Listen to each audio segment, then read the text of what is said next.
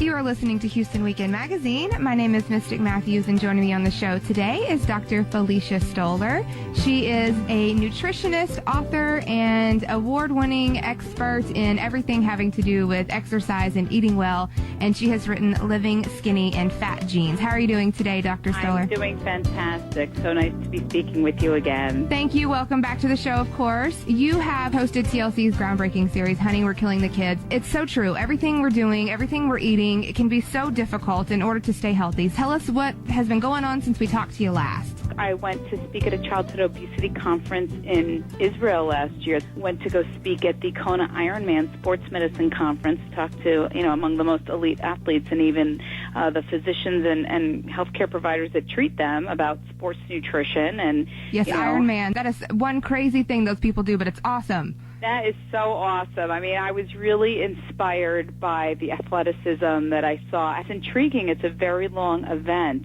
Yes. You have to make sure that you stay well-fueled and well-hydrated. And, it's been great. My whole thing is I'm just trying to, help educate consumers, debunk a lot of food myths and misinformation that's out there. Been all over the media doing all kinds of fun stuff. And, got more projects in the work. Wonderful. Well, summer is already upon us, but I know that there's things that we can be doing to be healthier and to be, living skinny in our fat genes. So what are some small changes that I guess that we could start with that we could be doing every day? Well, first of all, you just said it. It's small changes. That is really among the most important things that we need to be doing.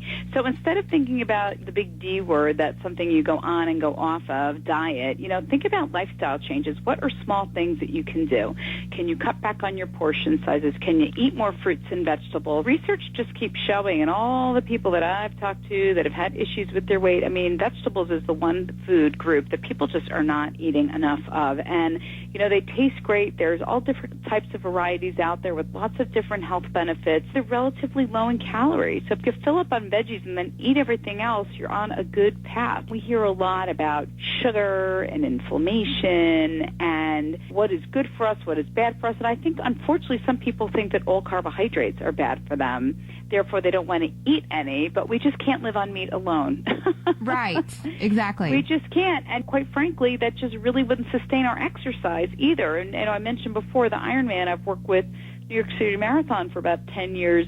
I work with a lot of endurance athletes. And those are one group of athletes that do know that they need carbohydrates. So I know there's been a lot of stuff out there saying sugar is toxic and added sugars. I'm not saying go drink lots of soft drinks, but I gave a talk today to a bunch of little third graders at a local YMCA, and we just spoke about, the value and the importance of, if drinking water first, having 100% fruit juice as a beverage if you're going to have juice, and then having milk or flavored milk and making sure that it's low-fat or fat-free, as our beverage of choice. Because all milk has the same nutrients in it, whether it's whole milk or skim milk. Right, so. But the difference is the amount of saturated fat and the extra fat, and that is certainly not something that Americans need more of in their diet. We need less of it. And milk is a great food. You can pick what level of fat you want. Exactly. As far as dairy products go. And you know that you're getting the same nutrients either way. Absolutely. One question I have as far as, we hear eat fruits and vegetables,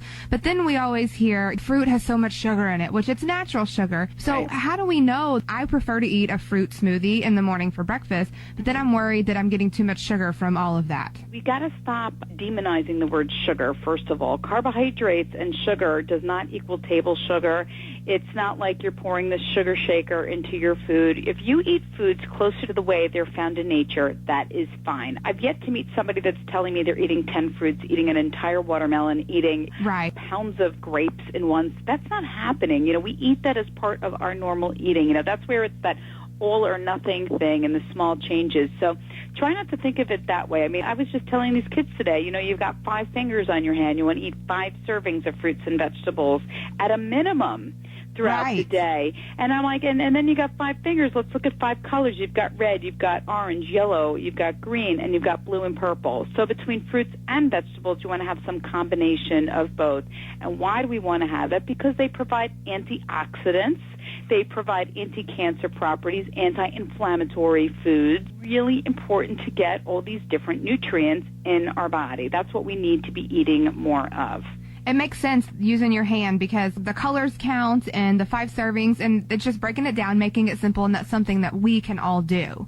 Absolutely, yes. Absolutely. And then the other thing that we can do, again, small changes, is starting to exercise, do more physical activity. We're all busy. We are all yes. busy. We're overworked. We're underpaid and underrested, you know? And, yes, all of those things. All of those things. But what is really important is to get that minimum of 1 hour a day of physical activity in. I was just reading a story about a man today who did an ultra marathon. At the age of 40, he just started training for ultra marathons, and those are huge. Wonderful. And we're talking about Ironmans and marathons. You know, you're never too old to start running or walk or run or do other events. There are certainly walking events, and you want to maintain muscle mass. You want to maintain bone density. A lot of times people complain to me, oh, you know, my joints. I just saw a friend who's a state senator, and I asked her, how's her running coming along? Oh, you know, my joints are hurting, my knees are bothering me. I'm like, oh, I have something for you to try, you know, because we're good until something starts to hurt, and then when it hurts, we quit. You know, we don't want to do it. So I was telling her about a really fantastic product called BioCell Collagen, which is a really effective and unique treatment for joint pain and mobility. You can get it at GNC, you can get it at the vitamin shop, and it's BioCell. There's something that's similar, but it's BioCell Collagen. They've got a proprietary patent on their process. It's got hyaluronic acid. It helps to lubricate joints. And the best thing, too, is it's good for your skin, you know, as far as joint health. But a lot of the other things that are out there just don't have really the right level of efficacy there. And I want to always encourage people to continue to be physically active as long as they can. And really every day you feel better. What does physical activity do for you? It helps with depression, anxiety. Again, it helps to maintain muscle mass so that we keep our basal metabolic rate up so that we burn more fat for fuel. Women going into their 50s and into menopause, biggest complaint they have, why do I have fat in my midsection? It's because you're not moving as much as you did in your 20s. Exactly. And exercise is so important, but like you said, if we injure ourselves, the first thing we stop doing is stop exercising. Right. It's like, oh, I hurt myself, I'm going to stop. I mean, certainly if you have an injury, my husband did a little injury on himself and needed shoulder surgery. He thought he could leave it alone. There's like real injury, and then there's like, you know, okay, maybe it hurts a little bit. Sometimes it hurts because we just started using it and we haven't been using it. Yes, and like being sore, it's not fun, but it's necessary whenever you get started on a new program. And I had a new trainer that I was seeing at the gym, and I went in, you know, the next day or two, and I'm like, I am so sore, I can barely walk. And he goes, good. And he turned around and walked. I said, good? What do you mean good? He goes, well, when you're sore, you're continuously burning calories. I was like, oh, heck yeah, I'm sore. Good deal. Right, and so now I understand that it's okay, but it's great, actually. Yeah, that phrase, no pain, no gain. I used to teach trainers how to be trainers, and I would say to them, listen, we don't want people crippled afterwards. I mean, you want to feel something. You don't want to you know, do a rigorous workout. I mean, I just started swimming again last weekend. Not that I've stopped, but I do outdoor swimming. I don't have an indoor pool that I can utilize. I felt really sore because I was using different muscles. I mean, and I actually enjoy the summertime because I like to change up my normal gym yoga workout. I'll change it up to biking and swimming and do some running. When I change it up, other things start to feel a little sore at the beginning, but then they're not once I start using it, once I start building that strength up. But more importantly, it helps me to feel good, and it makes me feel better about maybe eating a little bigger piece of steak, you know? Exactly. But really, the small changes are really the most important things that people can do for themselves, for their families. It's great to work out together with friends and family. I even take patients out of the office.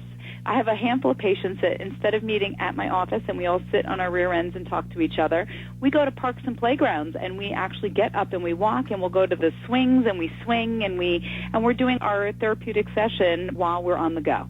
That's wonderful. And we mentioned swimming a minute ago, especially here in Houston. It's so hot. We spend the summer at the pool. Well, instead of just watching the kids swim, get in with them and do some laps, because that's what I do when I take the kids to the pool. I'm like, I'm swimming some laps with you guys because that's exercise and you don't realize it. And that's what I do with my kids, too. I'm like, you know, we get to the beach and we go to a beach club, and the first thing Mommy does is she gets in the pool, and it starts off a half hour. By the end of last summer, I was up to an hour and a half swimming in the pool, and my kids like, you know, you had to stay nearby until I was done swimming, and then it was great. And you know what? It's a great example for them to see as well, that, you know, I worked up my endurance, and my daughter even told me she's going into high school. She wants to start training and getting her endurance and strength and speed up for field hockey. I'm like, well, I guess that'll be our project this summer. Yes, ma'am, absolutely. Now, when it comes to food, I know that there's a lot of things that are seemingly healthy but aren't. Is there stuff that we should be weary about? Dried fruit is the first thing that comes to mind, because when I go to the grocery store and I'm looking at my dried fruit, I'm going added sugar, added sugar, added sugar. So what else do we need to be looking for? Well, I think the other thing you need to be looking for, which I think is really important, is, and I think this is kind of challenging, is, you have all these food products, especially grains or grain-based products, which I love. Let me just preface this by saying that. But what you find is that a lot of them say they have like a certain amount of grams of whole grains on it, but then they don't have enough fiber in it. That's something that I find a little deceptive, that people look at products like, oh, it's got, 30 grams of whole grains in it, but it doesn't have like 1 gram of fiber in the food. So I get a little cautious with people looking at that on the label. I'll give you an example of something else. I think the word granola inherently means healthy. Right. Granolas are very high in calories. What I recommend instead is using cereal. Use a high-fiber cereal. All-brand Fiber Buds or the Twigs are like my favorite because you use a little bit, but they are packed with like almost a whole day's worth of fiber, one small amount. And you can use that, let's say, with yogurt or make a fruit parfait. Brown rice versus white rice, not a big difference. Truly not a big difference. Easy to switch. Brown rice is like an American phenomena, Yes. The difference is that they pull part of the bran off of it. It's about portions and quantities, and, I need not tell everybody that we eat way too much in this country. We do. We eat too much, and it's usually too much of the wrong thing, and that's the problem. Then remember, too, salads can be good for you, but if you turn a salad into the equivalent of a bacon double cheeseburger with lots of bacon and cheese and ranch. I always say you want to be careful about what you're putting on there. Load it up with vegetables. Don't drown it in dressing. And I'm not saying you have to have fat-free or low-fat dressing, because I love blue cheese dressing, and I want to have that once in a while when I'm having my salad, and I want to enjoy it. And sometimes I like cheese in my salad, and I like meats. I just don't put tons of it in there. Right, absolutely. And the small things that we can fix and change to make it better. Right, absolutely. The book is Living Skinny and Fat Genes, but that's Genes. Where did you come up with that title and why? Oh, because there's a really cute story I tell in the book about a cartoon that I had seen somebody use at a presentation where it's a man sitting across from his doctor and says, but doc, fat genes run in my family. And then the doctor says, nobody in your family runs. So many people say, oh, I can't, I have fat genes. And we have to stop blaming our genes.